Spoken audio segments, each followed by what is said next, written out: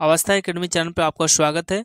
आप यहाँ पर देख रहे हैं आपका गद्य खंड। ठीक है, गद्य खंड आप देख रहे हैं। इससे पहले मैंने पद्य खंड कंप्लीट करा दिया है, ये आपका कंप्लीट है, जाकर प्लेलिस्ट में आप देख सकते हैं, है ना। Class 12 Hindi subjective objective question में आप देख सकते हैं वहाँ पे।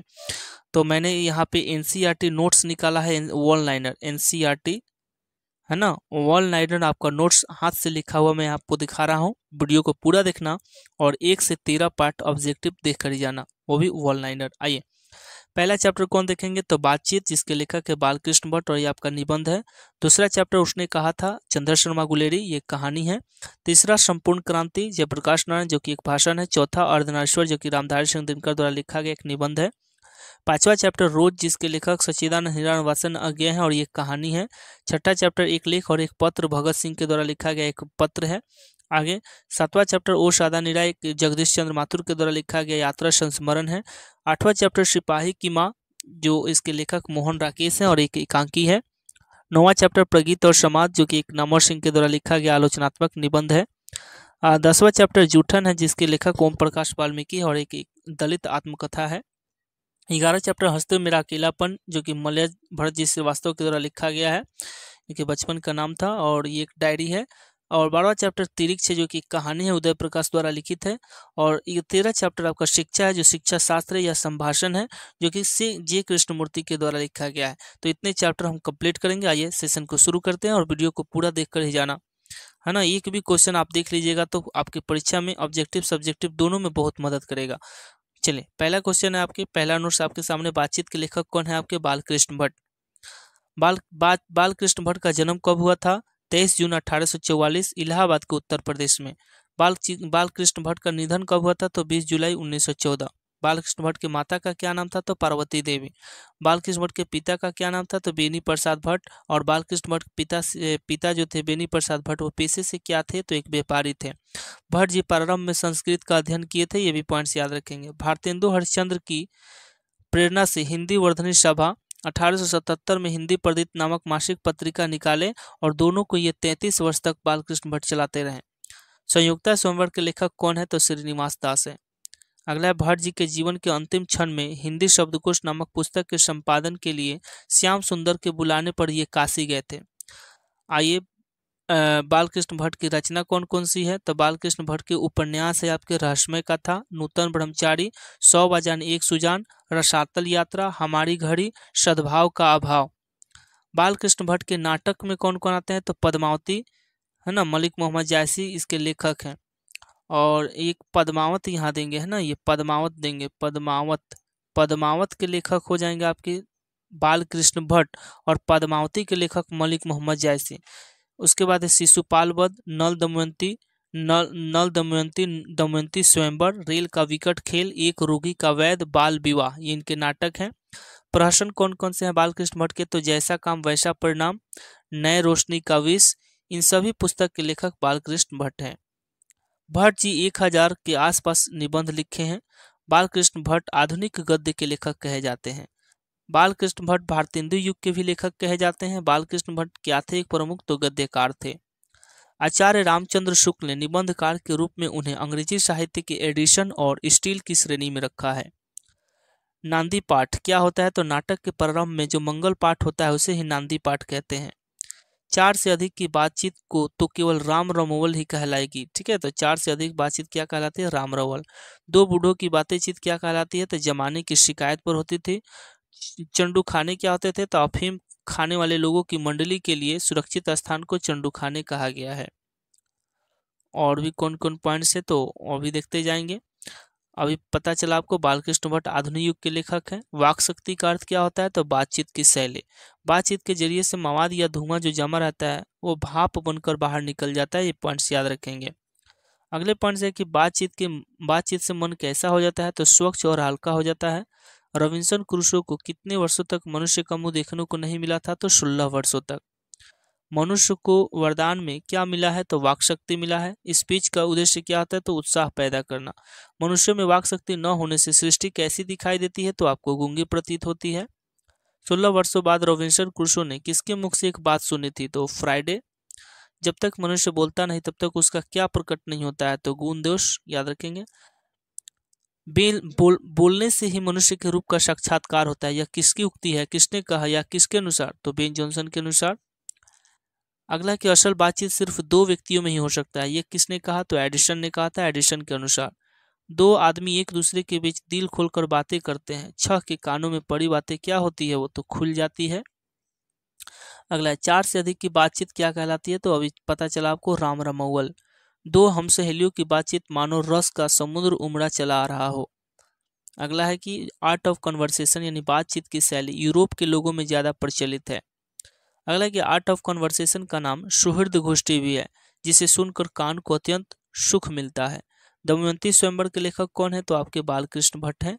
संवाद से सबसे महत्वपूर्ण क्या होती है? संवाद में सबसे महत्वपूर्ण आत्मीयता होती है। संयोगिता स्वयंवर के लेखक कौन है? तो आपके श्रीनिवास दास जी हैं। केवल यहाँ स्वयंवर बदला है, दोनों लेखक याद कर लेंगे। मनुष्य के बातचीत का उत्तम तरीका क्या है? तो अवाक होकर अपने से बात करना। बातचीत के जरिए बालकृष्ण भट्ट क्या बताना चाहते हैं? तो बातचीत की शैली यानी art of conversation. Balkrishna Bhatt को अंग्रेजी के साहित्य के एडिशन और स्टेट की श्रेणी में किसने रखा? रामचंद्र शुक्ल। भट्ट जी ने हिंदी प्रदीप नामक पत्रिका कब निकाला? तो 1877 में निकाला था। नाटक के प्रारंभ में होने वाले मंगल पाठ को क्या कहते हैं? तो नांदी पाठ कहते हैं।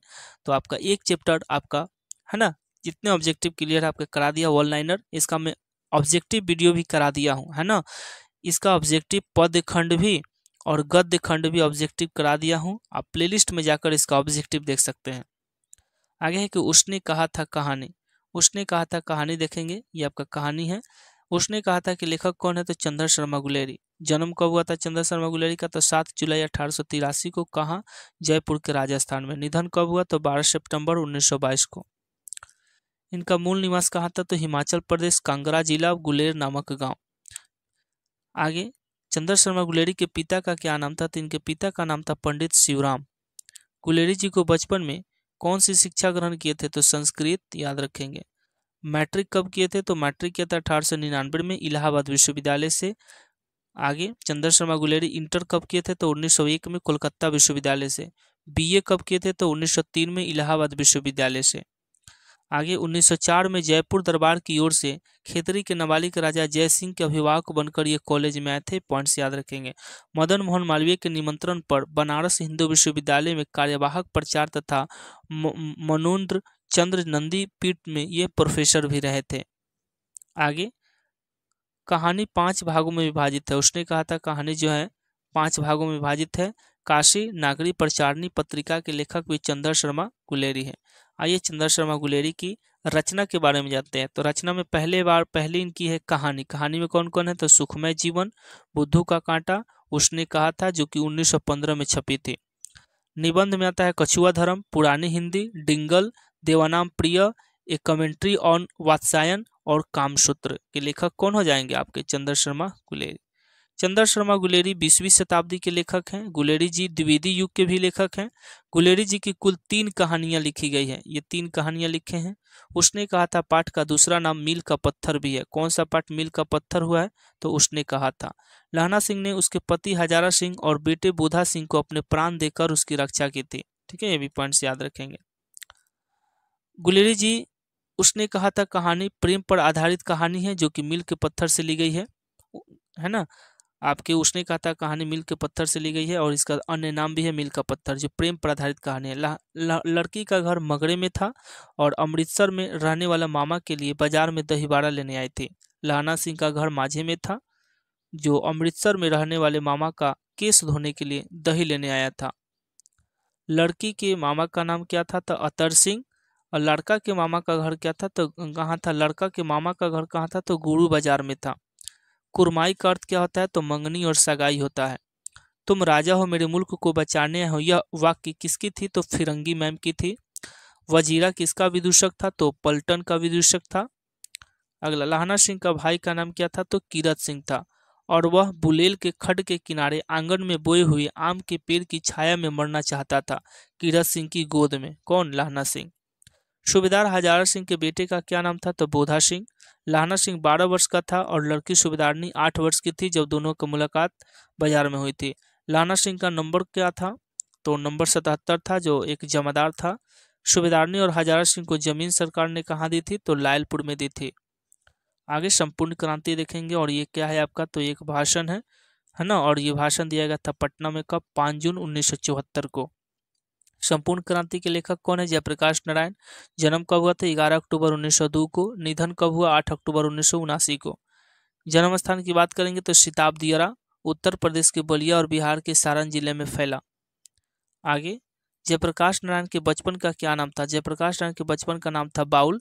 जयप्रकाश नारायण को लोग प्यार से क्या कहते थे, तो लोकनायक कहते थे।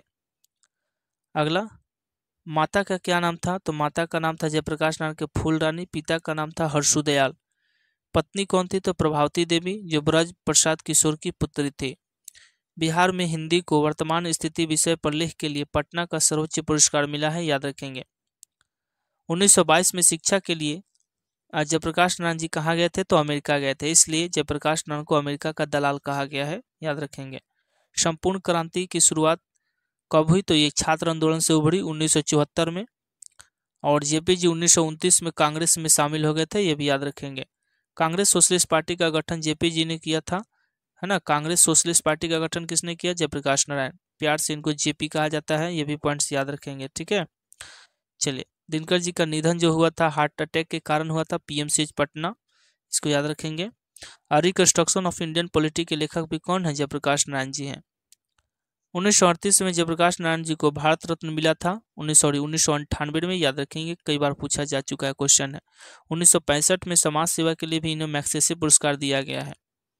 जयप्रकाश नारायण जी 20वीं शताब्दी के लेखक हैं, इसको याद रखेंगे। संपूर्ण क्रांति क्या है, तो एक भाषण है। अगला पॉइंट, जेपी की आरंभिक शिक्षा जो थी घर पर हुई थी। जेपी मार्क्सवादी कब बने थे, 1924 में। जेपी जी मार्क्सवाद और समाजवाद की शिक्षा ग्रहण की थी। माँ की अवस्था के कारण जेपी जी पीएचडी नहीं कर सके थे, ठीक है। 1921 में पटना कॉलेज से ये आईएससी इंटरमीडिएट की पढ़ाई किए थे। अगला चैप्टर चलते हैं, संपूर्ण क्रांति से कुछ और नोट्स हैं। 1965 में आपके समाज सेवा के लिए इन्हें जेपी जी को मैग्सेसे पुरस्कार मिला, अभी जाना। जेपी जी को मरने के बाद 1998 में भी इन्हें भारत रत्न मिला, ये भी हम लोगों ने जाना। जयप्रकाश नारायण ने 5 जून 1974 को पटना के गांधी मैदान में एक ऐतिहासिक भाषण दिया, जिसका नाम था संपूर्ण क्रांति। और संपूर्ण क्रांति क्या है, तो एक नारा भी है। संपूर्ण क्रांति पाठ एक भाषण भी है। संपूर्ण क्रांति का नारा दिया किसने, तो जयप्रकाश नारायण। जेपी जी बिल्लौर अस्पताल जाते समय मद्रास में 2 दिन अपने मित्र ईश्वर अय्यर के यहाँ रुके थे। वहां दिनकर जी और गंगा बाबू मिलने आए हुए थे, किनसे, जयप्रकाश नारायण से। आगे, जवाहरलाल नेहरू के शब्दों में अभी न जाने कितने मीलों तक इस देश की जनता को जाना है स्वराज पाने के लिए, किसने कहा था, तो जयप्रकाश जवाहरलाल नेहरू। जवाहरलाल नेहरू ने क्या कहा था कि अभी न जाने कितने मीलों इस देश की जनता को जाना है। इंडियन एक्सप्रेस के मालिक कौन थे, तो रामनाथ जी गोयनका।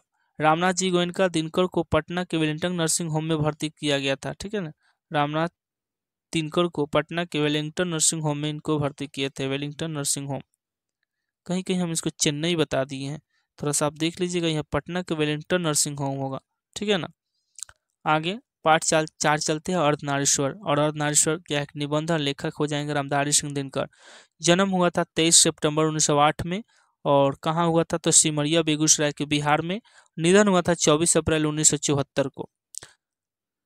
आगे की, रामधारी सिंह दिनकर की माता का नाम था मनोरूप देवी, पिता का नाम था रवि सिंह और पत्नी का नाम था श्यामवती देवी।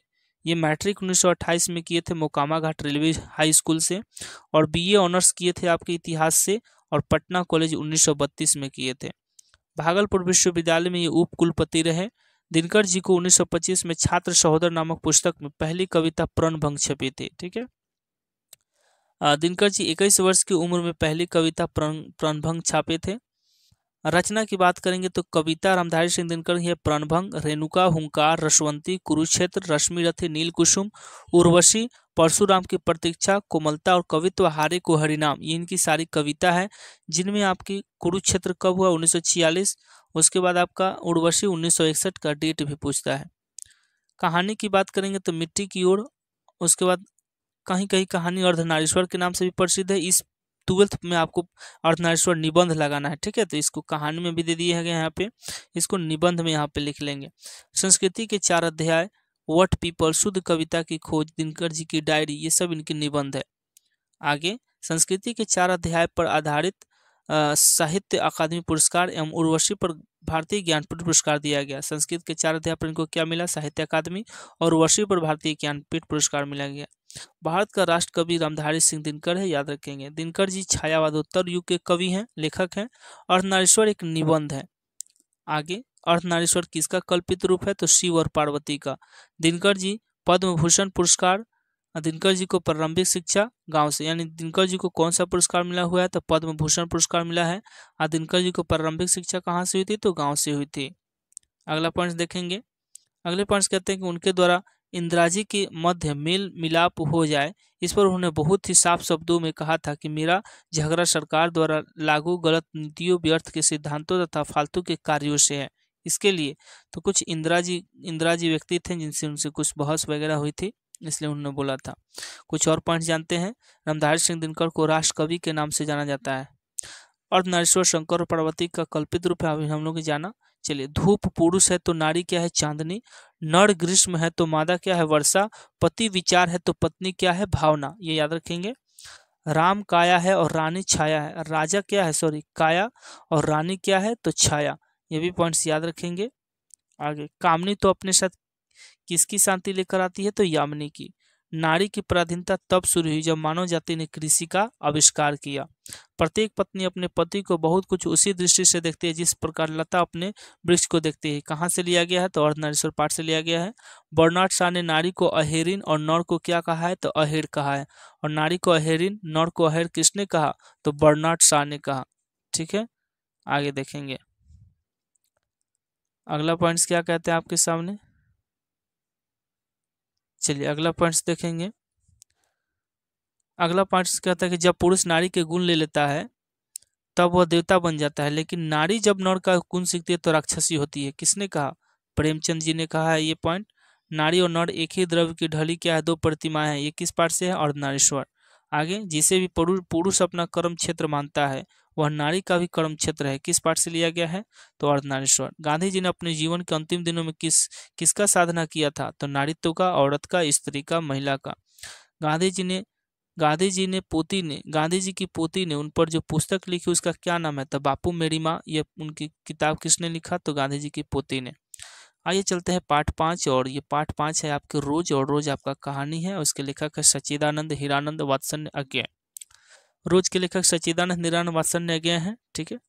जन्म कब हुआ था? तो 7 मार्च 1911, उत्तर प्रदेश, काशीनगर, कशेया। अगला पॉइंट है कि अज्ञेय जी का निधन कब हुआ? तो 4 अप्रैल 1987। मूल निवास कहाँ था इनका? तो करतारपुर, पंजाब। जन्मे थे उत्तर प्रदेश, कुशीनगर, कशेया, लेकिन जाकर बस गए थे करतारपुर, पंजाब। माता का नाम था बयंती देवी। अज्ञेय जी के पिता का नाम था हीरानंद शास्त्री, और हीरानंद शास्त्री एक प्रख्यात पुरातत्व ज्ञाता थे। अगला, अज्ञेय जी मैट्रिक कब किए? तो 1925 में पंजाब विश्वविद्यालय से। इंटर कब किए? 1927 में मद्रास क्रिश्चियन कॉलेज से। अज्ञेय एकांत प्रिय, अंतर्मुखी स्वभाव के व्यक्ति थे। अगला, बीएससी 1929 में किए थे फॉर्मन कॉलेज लाहौर से, और एमए किए थे अंग्रेजी से, वो भी लाहौर से। अज्ञेय जी को बागवानी, पर्यटन और अध्ययन में विशेष रुचि थी। इनको कौन कौन से पुरस्कार मिला? तो अज्ञेय जी को साहित्य अकादमी, भारतीय ज्ञानपीठ, युगोस्लाविया देश के द्वारा अंतर्राष्ट्रीय स्वर्णमान पुरस्कार दिया गया। तो इसमें ये इंपॉर्टेंट रखता है बस एक ही पुरस्कार में। आइए अगला देखते हैं कि पत्रिका कौन थी। तो अज्ञेय जी की सैनिक, विशाल भारत, प्रतीक, दिनमान, नया प्रतीक, नव भारत टाइम्स का पत्रकारिता की। अंग्रेजी में कौन? तो थॉट, वॉक, एवरीमेंस नामक पत्रिका निकाले। ये पत्रिका में इनका फेमस है। अज्ञेय जी 10 वर्ष की उम्र में ही कविता लिखना शुरू कर दिए थे। याद रखें, कितने वर्ष में कविता लिखना शुरू किए? 10। अज्ञेय जी बचपन में खेलने के लिए कौन सी नाटक रचना किए थे? तो इंद्र सभा। आगे, 1924 में पहली कहानी इलाहाबाद की स्काउट पत्रिका सेवा में इनकी छपी थी। ठीक है। चलिए, 1924 में इनकी पहली कहानी इलाहाबाद की स्काउट पत्रिका नाम है, और ये छपी थी सेवा में। आगे रचना की बात करेंगे। कहानी में कौन है? विपथगा, ये विपथगा है। लौटती पगडंडियां, जयदोल, छोड़ा हुआ रास्ता, ये तेरे प्रतिरूप। आइए उपन्यास की बात करें तो शेखर एक जीवनी, नदी के द्वीप, अपने अपने अजनबी के लेखक कौन है? आपके अज्ञेय जी हैं, और अज्ञेय जी की इनकी सारी उपन्यास है। नाटक की बात करेंगे तो इंद्रसभा और उत्तर प्रियदर्शी के लेखक अज्ञेय जी हैं। अज्ञेय जी हिंदी के आधुनिक साहित्यकार के प्रमुख लेखक हैं। ठीक है। कविता की बात करेंगे तो कविता में भग्नदूत, हरी घास पर क्षण भर, बावरा हेरी, आंगन की आर पार, है ना, कितनी नाव में कितनी बार, ओ सादा नीरा के लेखक कौन है? आपके ये सारे कविता है सादा नीरा अज्ञेय जी। हाँ, ओ सादा नीरा लगा जाएगा तो जगदीश चंद्र माथुर ये पाठ आएगा, लेकिन सादा नीरा आएगा तो अज्ञेय जी लगाइएगा। यात्रा संस्मरण की बात करेंगे तो एक बूंद सहसा उछली, मछली नहीं उछली, है ना, एक बूंद सहसा उछली। निबंध में बात करेंगे तो त्रिशंकु, निबंध में कौन है तो त्रिशंकु। आगे घोड़ा कहानी के लेखक कौन है? रविन्द्रनाथ ठाकुर या टैगोर, इनका एक ही नाम है, जिसके हिंदी अनुवादक अज्ञेय जी ने किया। ठीक है, घोड़ा के लेखक रविन्द्रनाथ ठाकुर और इनके हिंदी अनुवादक किसने किया? अज्ञेय जी। रोज पाठ का पहला नाम क्या था? तो इसका पहला नाम गैंग्रीन था, बाद में अज्ञेय जी ने इसे रोज नाम से प्रस्तुत किया। रोज पाठ एक कहानी है जो 1934 में छपी थी। रोज कहानी प्रेमचंद की कहानी के बाद श्रेष्ठ मानी जाती है। मालती के पति का क्या नाम था? महेश्वर, जो पेशे से क्या था? एक वैद्य या डॉक्टर चिकित्सक था। महेश्वर पहाड़ी गांव में डिस्पेंसरी के डॉक्टर थे, है ना। मालती लेखक की दूर के रिश्ते की बहन थी, मालती लेखक के दूर के रिश्ते की बहन थी। और लेखक कौन? तो अज्ञेय जी। अज्ञेय जी द्वितीय महायुद्ध के दौरान सेना में नौकरी किए थे, ये पॉइंट्स याद रखेंगे। अगला इनकी कविता की बात करेंगे अज्ञेय जी का, तो भग्नदूत, हरी घास पर क्षण भर, बावरा हेरी, आंगन की आर पार, द्वार, कितनी नाव में कितनी बार, सदा नीरा, यात्रा संस्मरण, एक बूंद सहसा उछली, है ना, निबंध में त्रिशंकु, अभी हमने बताया, ये सब अभी पॉइंट्स हुआ है। चलिए आगे देखते हैं। लेखक मालती से मिलने उसके घर 4 वर्ष बाद आए थे। मालती के बच्चे का क्या नाम था? तो टीटी था। चलिए, महेश्वर डिस्पेंसरी जाने के बाद दोपहर 1:30 या 2 बजे घर लौटते हैं और सुबह 7 बजे जाते हैं। आगे, मोटर कार की गति मापने की इकाई को क्या कहते हैं? स्पीडोमीटर, ये इसको याद रखेंगे, पॉइंट्स आया हुआ है। चलिए, कोई राग जो कोमल है किंतु करुण नहीं और शांति में है किंतु उद्वेग में नहीं, ये पंक्ति किस पाठ से ली गई है? तो रोज, है ना। चलिए, तार सप्तक का संपादन किसने किया? तो अज्ञेय जी। अज्ञेय प्रयोगवाद से संबंधित है, इसको याद रखेंगे। मालती मालती सुबह से रात 11 बजे तक घर के कार्यों में अपने को व्यवस्था रखती है, तो 11 बजे घर की जो कामें होती है उसके 11 बजे खड़कन के साथ समाप्त होती है। घर में ही एक पत्रिका निकालते थे जिसका नाम क्या था? आनंद बंधु। ठीक है, अज्ञेय जी घर से एक पत्रिका निकालते थे जिसका आनंद बंधु नाम था। चलिए, पार्ट 6 देखेंगे, एक लेख और एक पत्र, और एक ऐतिहासिक पत्र है। एक लेख और एक पत्र के लेखक कौन हो जाएंगे? भगत सिंह। भगत सिंह का जन्म हुआ था 28 सितंबर 1907 में, और जन्म की जगह की बात करेंगे तो बंगा चौक नंबर 105, घुर्रैर ब्रांच, वर्तमान लॉयलपुर, पाकिस्तान। शहादत दिवस की बात करेंगे तो 23 मार्च 1931 शाम 7:33 फांसी पर चढ़ा दिया गया था, 7:33 पर 23 मार्च 1931 को, लाहौर षड्यंत्र के केस के चलते। चलिए अगला, माता का नाम था विद्यावती और पिताजी के भगत सिंह का नाम था सरदार किशन सिंह। पिता किशन सिंह तथा चाचा का नाम अजीत सिंह था। अजीत सिंह लाला लाजपत राय के सहयोगी थे, यानी पिता किशन सिंह और चाचा उनके अजीत सिंह किसके सहयोगी थे? तो लाला लाजपत राय के। आगे, भगत सिंह के छोटे चाचा का नाम था सरदार सुवर्ण सिंह, इनका निधन 1910 में हुआ था। भगत सिंह का भाई का नाम था कुलबीर सिंह और कुलतार सिंह, याद रखेंगे। शिक्षा की बात करेंगे तो पहले 4 साल तक प्राइमरी शिक्षा अपने गांव बंगा में ही किए। लाहौर के डीएवी स्कूल में 9 तक पढ़ाई की। बीए की पढ़ाई छोड़कर क्रांतिकारी दल में ये शामिल हो गए। बचपन में करतार सिंह सराभा के प्रति भगत सिंह बहुत प्रभावित हुए, इन्होंने अपना गुरु माना, यानी भगत सिंह के गुरु का क्या नाम था? करतार सिंह सराभा। करतार सिंह सराभा को फांसी के समय, है ना, 16 नवंबर 1915 में फांसी हुई थी करतार सिंह सराभा को। उस समय भगत सिंह की उम्र जो थी वो 8 वर्ष की थी। जालियांवाला बाग हत्याकांड के समय भगत सिंह का उम्र जो था वो 12 वर्ष का था, और जालियांवाला हत्याकांड कब हुआ? पंजाब के अमृतसर में 13 अप्रैल 1919 को। चौरी चौरा कांड हुआ था आपका 5 फरवरी 1922 को, गोरखपुर के उत्तर प्रदेश में। 1922 में चौरा चौरी कांड के बाद भगत सिंह को कांग्रेस और महात्मा गांधी से 15 वर्ष की उम्र में ही मोहभंग हो गया। 1922 में कांग्रेस से मोहभंग कब हुआ? तो याद रखिएगा 1922 में चौरा चौरी कांड के बाद, और भगत सिंह को, है ना, कांग्रेस और महात्मा गांधी दोनों से 15 वर्ष की उम्र में हुआ था। आगे, प्रताप पत्रिका के संपादक कौन है? गणेश शंकर विद्यार्थी। 1926 में पंजाब में भगत सिंह ने नौजवान भारत सभा संगठन की स्थापना की। 1928 से 1931 तक चंद्रशेखर आजाद के साथ मिलकर भगत सिंह ने हिंदुस्तान समाजवादी प्रजातांत्रिक संघ की स्थापना की। ये भी पॉइंट्स याद रखेंगे। 8 अप्रैल 1929 को बटुकेश्वर दत्त और राजगुरु के साथ भगत सिंह ने केंद्रीय असेंबली, जो आज की लोकसभा है, पुराना लोकसभा जो आज लोकसभा है, में वहां जाकर बम फेंका था। आगे इनकी रचना की बात करेंगे तो पंजाब की भाषा तथा लिपि की समस्या, विश्व प्रेम, मैं नास्तिक क्यों हूँ, अछूत समस्या, विद्यार्थी और राजनीति जीवन, सत्याग्रह और हड़तालें, बम का दर्शन के लेखक कौन है? भगत सिंह। आइए इसमें से इंपॉर्टेंट मैं आपको बता देता हूँ कि कौन से आपको याद करने हैं। पंजाब की भाषा तथा लिपि की समस्या, मैं नास्तिक क्यों हूँ, और उसके बाद विद्यार्थी और राजनीति जीवन, उसके बाद बम का दर्शन। ठीक है, याद रखेंगे। चलिए अगला पॉइंट देखेंगे, बंदी जीवन के लेखक कौन है? तो बंदी जीवन के लेखक है सचिंद्र नाथ सन्याल। भगत सिंह का संपूर्ण परिवार क्या थे? तो एक स्वतंत्रता सेनानी थे। एक लेख और एक पत्र नामक विद्यार्थी और राजनीतिक जीवन से लिया गया है, ये याद रखेंगे। आगे प्रिंस क्रेपोटिकिन कौन था? तो एक अर्थशास्त्र का क्या था? विद्वान था। पंजाब की लिपि, भाषा तथा लिपि की समस्या के लेखक कौन है? भगत सिंह। 1914 में भगत सिंह ने किस पार्टी की ओर उन्मुख हुए? तो ये गदर पार्टी की ओर उन्मुख हुए थे, आकर्षित हुए थे। कुछ और पॉइंट्स देखते हैं कि भगत सिंह ने नौजवान भारत सभा की स्थापना कब की? 1926 में। भगत सिंह 1928 में चंद्रशेखर आजाद के साथ मिलकर कौन सी पार्टी का गठन किए? तो हिंदुस्तान समाजवादी प्रजातांत्रिक संघ की स्थापना की। 18 अप्रैल 1929 को भगत सिंह, राजगुरु और बटुकेश्वर दत्त के साथ मिलकर केंद्रीय असेंबली में बम फेंका गया था, ये हम लोगों ने जाना। मतवाला पत्रिका कहाँ से निकलती थी? तो ये कोलकाता से प्रकाशित होती थी। बंदी जीवन के लेखक सचिंद्र नाथ सन्याल है। इन्होंने ही डॉन ब्रीन की आत्महत्या का अनुवाद किया है। कौन? सचिंद्र नाथ सन्याल। प्रताप के लेखक कौन है? गणेश शंकर विद्यार्थी। एक लेख और एक पत्र का अन्य नाम क्या है? तो विद्यार्थी और राजनीतिक जीवन। मूल निवास इनका कहाँ था? भगत सिंह का? तो खटकड़ा, पंजाब। जालियांवाला बाग हत्याकांड कब हुए? 13 अप्रैल 1919 के समय भगत सिंह का उम्र कितना था? तो 12 वर्ष, और उसी समय में वे मिट्टी में बंदूक की खेती किए थे। आइए जानते हैं पाठ 7, और पाठ 7 का नाम है आपका ओसादा नीरा, जगदीश चंद्र माथुर। लेखक है। जन्म कब हुआ था? तो 16 जुलाई 1917 को, शाहपुर यूपी, है ना, शाहपुर यूपी यानी उत्तर प्रदेश में, शाहजहांपुर होगा ये। चलिए तो फिर से देखते हैं कि ओ सादा नीरा के लेखक कौन है? तो जगदीश चंद्र माथुर। केवल सादा नीरा आएगा तो याद रखिएगा अज्ञा जी हो जाएंगे, है ना, अज्ञा जी। केवल सादा नीरा, और ओ सादा नीरा आएगा तो जगदीश चंद्र माथुर। जन्म 16 जुलाई 1917, शाहजहांपुर यूपी। निधन कब हुआ था? तो 14 मई 1978 को।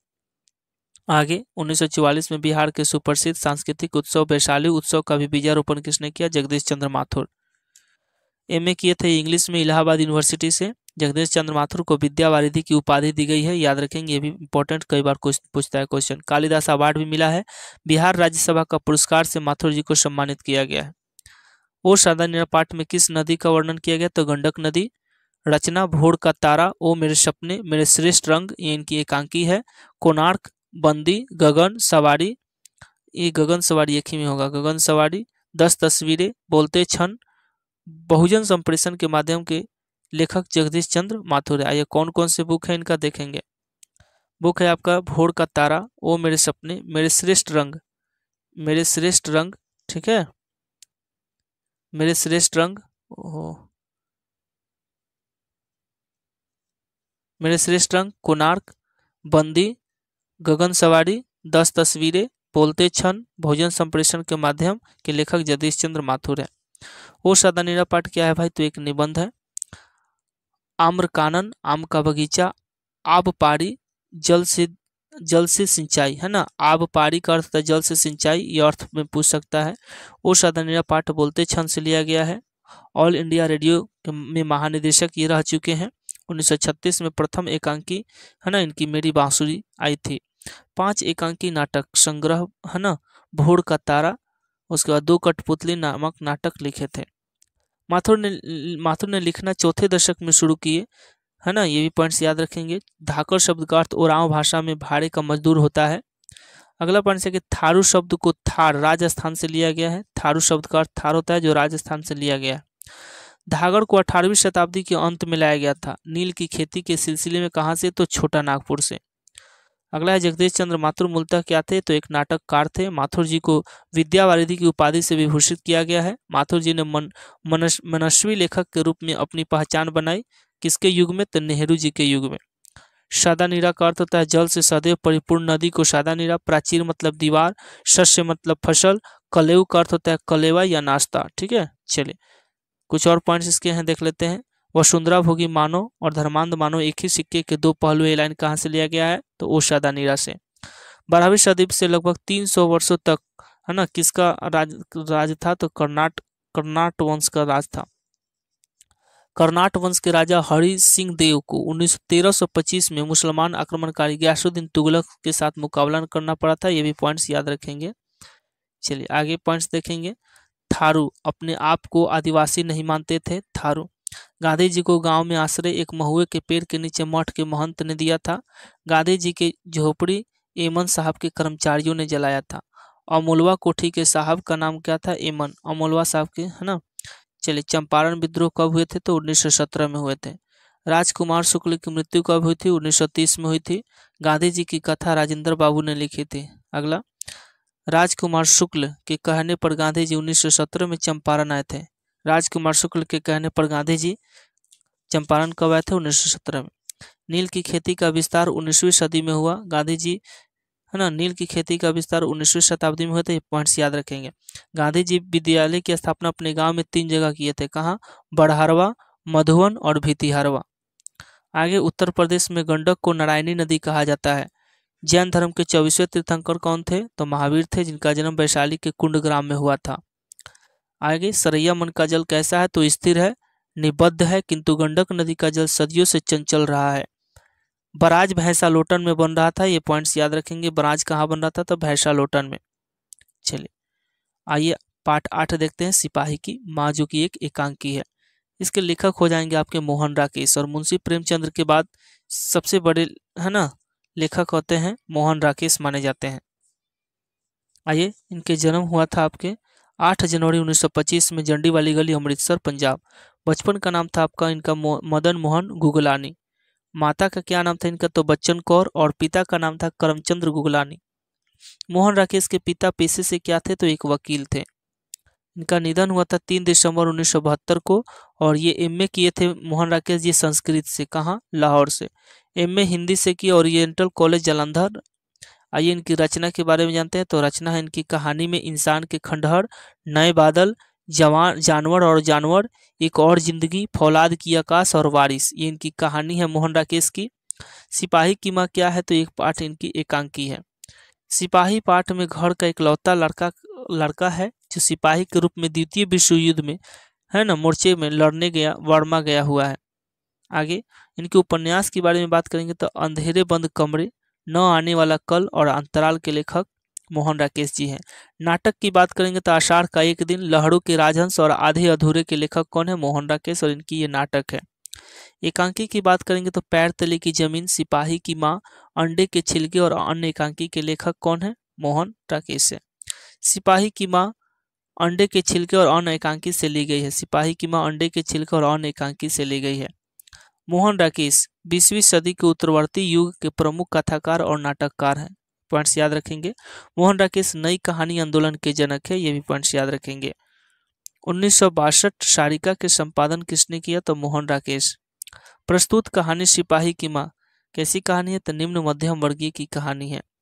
मोहन राकेश नई कहानी आंदोलन के प्रमुख हस्तकार थे। ठीक है, आगे इस पाठ में पात्र की बात करेंगे तो बिश्नी है, मुन्नी है, कुंती है, सिपाही है, मानक है, दीनू है, और दो ईसाई लड़की है। तो यहाँ से इस पॉइंट को जानेंगे कि बिश्नी को बिशन देवी भी कहा जाता है, और इनकी बेटी का नाम था मुन्नी, और इसके बेटे का नाम था मानक।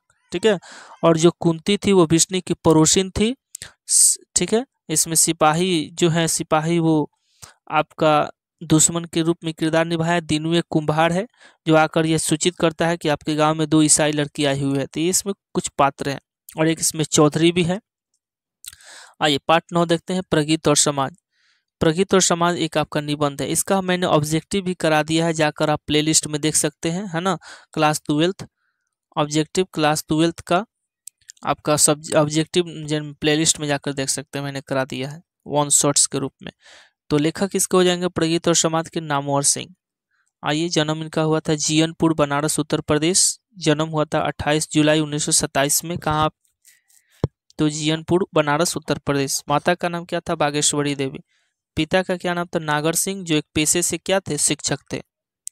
आगे प्राथमिक शिक्षा इनका कहाँ हुई था? आवाजपुर एवं कमालपुर उत्तर प्रदेश। माध्यमिक शिक्षा बनारस हिवेट क्षत्रिय स्कूल। और उच्च माध्यमिक हुआ था इनका उदय प्रताप कॉलेज बनारस में। नामवर सिंह के पृथ्वीराज रासू की भाषा पर BHU बनारस हिंदू विश्वविद्यालय में 1956 में PhD किए किस पर? पृथ्वीराज रासू भाषा पर। और 1953 में काशी हिंदू विश्वविद्यालय अस्थायी व्याख्याता रहे। नामवर सिंह जनयुग पत्रिका के संपादन थे, ये भी पॉइंट्स याद रखेंगे। आगे नामवर सिंह 1971 कविता के नए प्रतिमान पुस्तक पर साहित्य अकादमी पुरस्कार भी प्राप्त किए।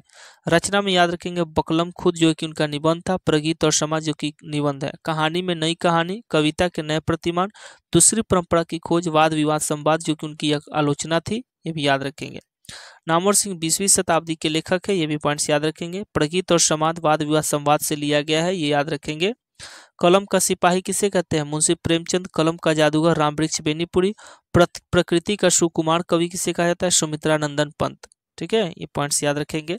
नामवर सिंह साहित्य आलोचना के रूप में हजारी प्रसाद द्विवेदी का शीर्ष रह चुके हैं। नामवर सिंह के गुरु का क्या नाम था? तो हजारी प्रसाद द्विवेदी। चलिए अगला पाठ आते हैं, पाठ 10 जूठन, जिसके एक दलित आत्मकथा है, उसके लेखक है ओम प्रकाश वाल्मीकि। 3 पाठ और हैं, है ना, 11, 12 और 13, वो भी देख कर जाएंगे। जन्म हुआ था 23 जून 1950 में, बड़ला मुजफ्फरनगर उत्तर प्रदेश में पड़ता है। माता का नाम था इनके ओम प्रकाश वाल्मीकि जी का मुकुंदी देवी, और पिता का नाम था छोटन लाल।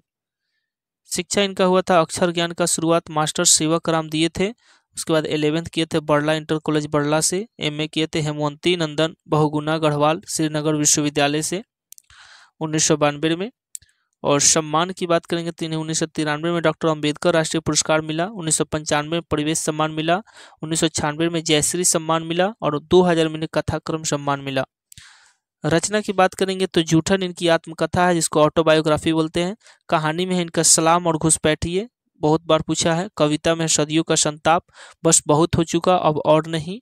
आलोचना की बात करेंगे तो दलित साहित्य का सौंदर्य शास्त्र इनकी आलोचना है, जिसके लेखक ओम प्रकाश वाल्मीकि है। वाल्मीकि जी ने मेघदूत नामक नाटक की संस्था की स्थापना की थी महाराष्ट्र में। ओम प्रकाश वाल्मीकि एक दलित आंदोलन से जुड़े रचनाकार हैं। और जूठन पाठ क्या है? तो एक आत्मकथा है। हेडमास्टर का नाम क्या था जिनका उनका कलर पकड़ के झाड़ू लगवा रहा था? तो कलीराम। ओम प्रकाश वाल्मीकि को उनके पिताजी प्यार से क्या कहते थे, यानी पुकार का नाम क्या था ओम प्रकाश वाल्मीकि का? तो मुंशी जी। आगे वाल्मीकि जी के 2 भाई का नाम क्या था? जसवीर और जनेश्वर, तथा बड़े भाई का नाम सुखवीर था। आगे सुखदेव सिंह त्यागी का पोता का क्या नाम था? तो सुरेंद्र सिंह त्यागी, है ना, सुरेंद्र सिंह त्यागी। और वाल्मीकि कई बार पूछा चुका है, शुद्ध शब्द में वाल्मीकि कैसे लिखते हैं, तो देख लीजिएगा आप। चलिए ओम प्रकाश वाल्मीकि जी के बहन का नाम क्या था? तो माया नाम था, याद रखेंगे। दलित का अर्थ क्या होता है? तो सताया हुआ।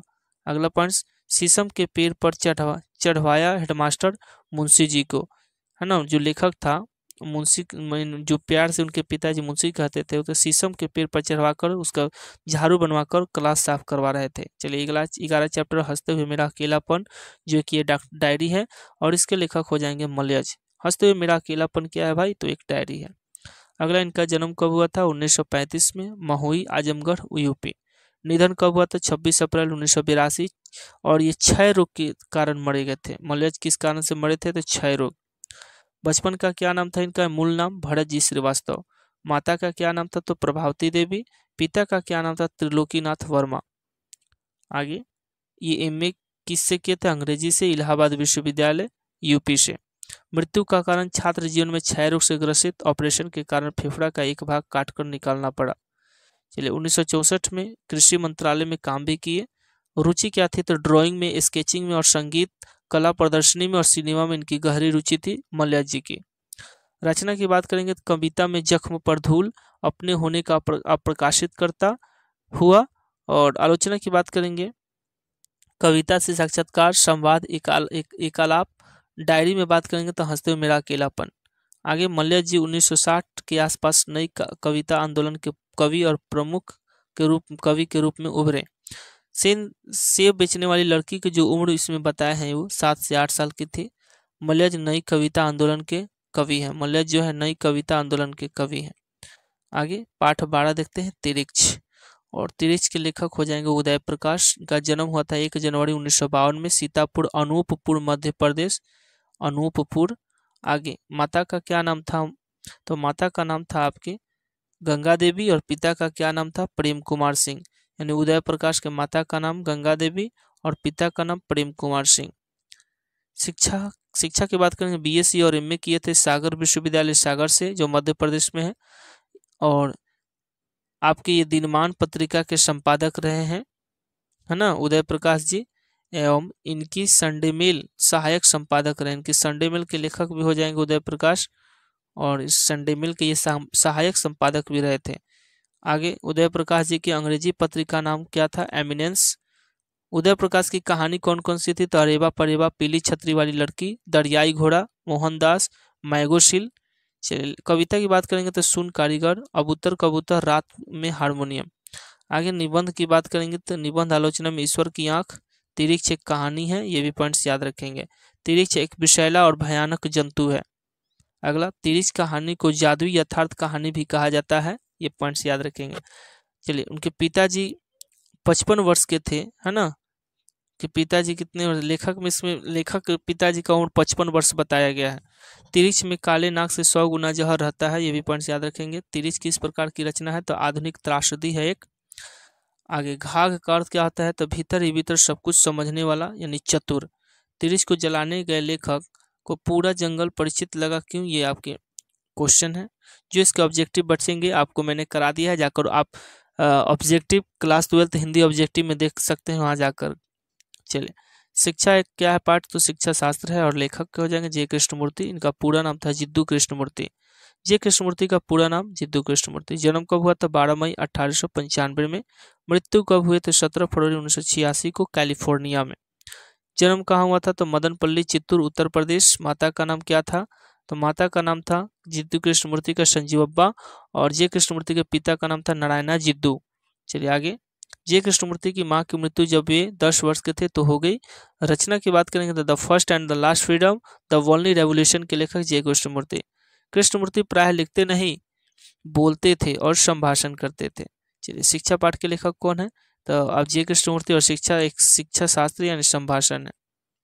आगे याद करेंगे कि प्रवीणता का अर्थ क्या होता है, तो दक्षता यानी निपुणता। जिंदगी का अर्थ क्या होता है, सत्य की खोज करना। भारत के दूसरे बुद्ध जे कृष्णमूर्ति माने जाते हैं। भारत के दूसरे बुद्ध किसे कहा जाता है, जे कृष्णमूर्ति। महत्वाकांक्षा की बात करेंगे तो इसका अर्थ होता है लालसा, अभिलाषा, स्वार्थ या लालच। 20वीं सदी महान भारतीय जीवन दृष्टा, दार्शनिक, शिक्षा मनीषी एवं संत थे। 20वीं सदी, है ना।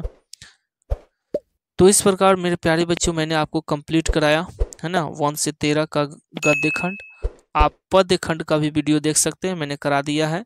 आपका एनसीईआरटी वन लाइनर भी कराया है, वन लाइनर भी और ऑब्जेक्टिव भी, दोनों आपको वीडियो प्लेलिस्ट में मौजूद है, आप वहां से देख सकते हैं। Thank you.